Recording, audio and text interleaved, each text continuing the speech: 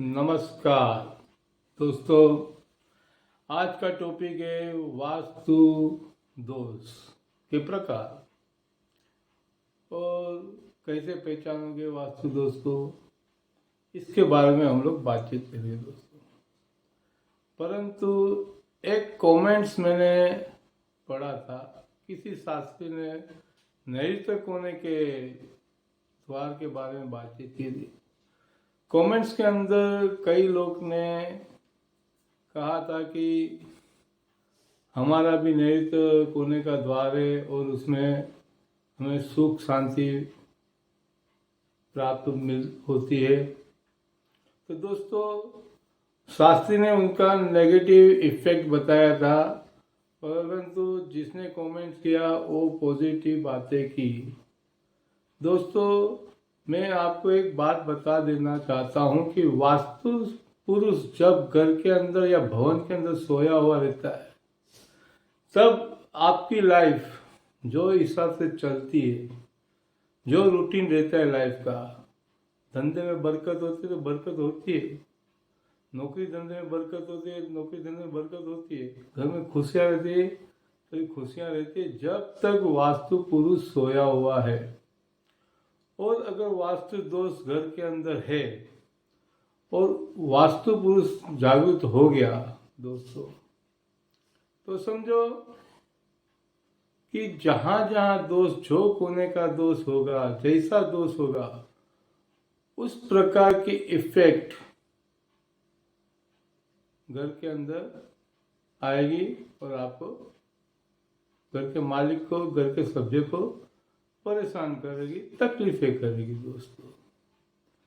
तो ये बातें मैं इसलिए बताना चाहता था कि वास्तु पुरुष जब तक जागरूक नहीं होगा तब तक आपको वास्तु दोष का पता चलेगा नहीं।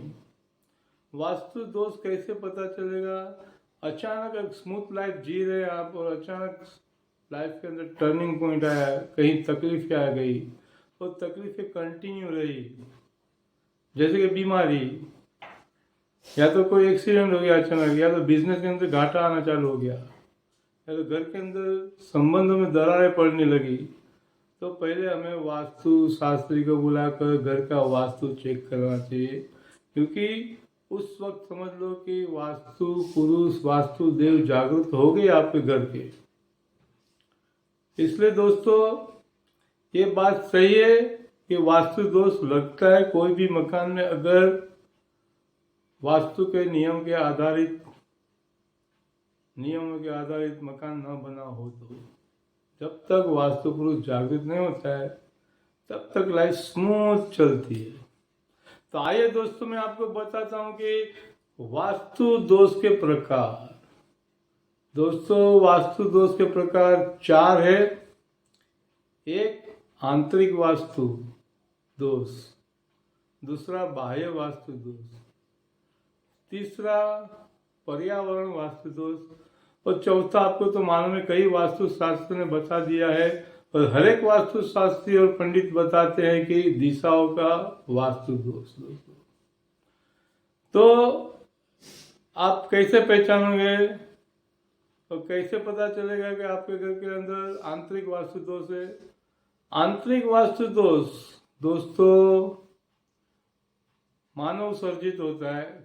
जो घर का मालिक घर बनाता है अपने हिसाब से, उसमें मिस्टेक ये कर देता है, जहाँ किचन होना चाहिए वहाँ किचन नहीं होता, जहाँ टॉयलेट बाथरूम होना चाहिए जहाँ टॉयलेट बाथरूम नहीं होता, जहाँ बेडरूम होना चाहिए वहाँ बेडरूम नहीं होता। फॉर एग्जाम्पल, अगर आपका किचन रूम अग्नि कोने की जगह पे ईशान कोने में है, या तो टॉयलेट आपका नैऋत्य कोने की जगह आपका अग्नि कोने में है, या तो बेडरूम आपका उत्तर दिशा में मास्टर बेडरूम बना देते हो, तो दोस्तों ये वास्तु शास्त्र के नियम के विरुद्ध बना हुआ है। जो घर के आंतरिक वास्तु गलत दिशा में बैठ गया है तो आंतरिक वास्तु दोष कहा जाता है। इसको आप दोस्तों एडजस्ट करके, वास्तु शास्त्र को बुला के घर के अंदर एडजस्ट कर दिया। जो वास्तु जो दिशा का है उस दिशा में बैठाया तो सकारात्मक ऊर्जा, पॉजिटिव इफेक्ट घर के अंदर आना चालू हो जाएगा दोस्तों। दूसरी बात, बाह्य वास्तु दोष। दोस्तों, बाह्य वास्तु दोष किससे कहते हैं? फॉर एग्जाम्पल, आपके घर के द्वार के सामने गटर, गंदा पानी, गंदगी भरी हुई है दोस्तों, उसकी इफेक्ट, वो भी एक बाह्य वास्तु दोष कहा जाता है। उसकी इफेक्ट की वजह से क्या होता है कि घर के अंदर बीमारियां फैली रहती है और मन में खुशियां रहती नहीं है, मन चंचल रहता है, गंदगी की वजह से घर में रहने की इच्छा नहीं होती है। इसकी वजह से घर के अंदर कलेश बना रहता है। जैसे इलेक्ट्रिक खंभा आपके द्वार के सामने है, बाह्य वास्तु दोष है। या तो कोई बड़ा पेड़ आपके घर के सामने है, वो भी बाह्य वास्तु दोष है दोस्तों। उसकी वजह से क्या होता है, घर के अंदर प्रगति नहीं होती, घर के किसी भी व्यक्ति का विकास नहीं होता है, नौकरी धंधे में विकास नहीं होता है और आदमी दरिद्र होते जाता है। और दोस्तों, चौथा छाया वास्तु दोष कहा जाता है बाह्य वास्तु दोष के अंदर। दोस्तों, फॉर एग्जाम्पल, मकान के आजू बाजू दो बड़ी इमारतें हो। फॉर एग्जाम्पल, अगर मकान उत्तर दिशा का है तो पश्चिम दिशा में भी इमारत है और पूर्व दिशा में भी इमारत है दोस्तों। तो मॉर्निंग को जब सूर्योदय होता है तब पूर्व दिशा वाला जो इमारत रहेगा उसका शेडो, उसकी छाया जो बीच में जो मकान है उसके ऊपर गिरती है, वो एक वास्तु दोष होता है। और जब सूर्यास्त होता है तब पश्चिम साइड की इमारत का शेडो, छाया, वो बीच वाले मकान के ऊपर गिरती है। इससे क्या नुकसान होता है? बीच वाला मकान के घर के मालिक सदस्यों की कभी उन्नति नहीं होती है, कभी प्रगति नहीं होती है और दरिद्रता होती रहती है जीवन भर। वो मांग के ही खाते हैं दोस्तों, भले बड़े आदमी हो फिर भी उनका भविष्य जीरो हो जाता है। ये छाया वास्तु दोष होता है। इसी प्रकार मकान के आजू बाजू बड़े बड़े पेड़ हैं और उनकी छाया मकान के ऊपर तीनों पहर में गिरती है तो दोस्तों, ऐसे मकान गृहस्थ जीवन, सांसारिक जीवन जीने वाले परिवार के लिए नहीं होता है। ऐसे मकान के वहाँ आश्रम, साधु संत के लिए और आश्रम बना सकते हैं ऐसे मकानों में, और साधु संतों के लिए ऐसे मकान होते हैं जिसके इर्द गिर्द पेड़ पौधे रहते हैं दोस्तों। इस प्रकार बाह्य वास्तु दोष के बारे में बताया। तीसरा आपको मैं बता रहा हूँ पर्यावरण वास्तु दोष। दोस्तों, समझना, पर्यावरण वास्तु दोष में दिशा वास्तु दोष भी आ गई। मैं आपको एक एग्जांपल दे देता हूँ। अगर आपके मकान के या सिटी के आजू बाजू पहाड़ है, डूंगर है, जिसके नीचे, पहाड़ के नीचे शहर बसा हुआ है। उदाहरण के तौर पे जूनागढ़ पूर्व दिशा की ओर गिरनार पर्वत है।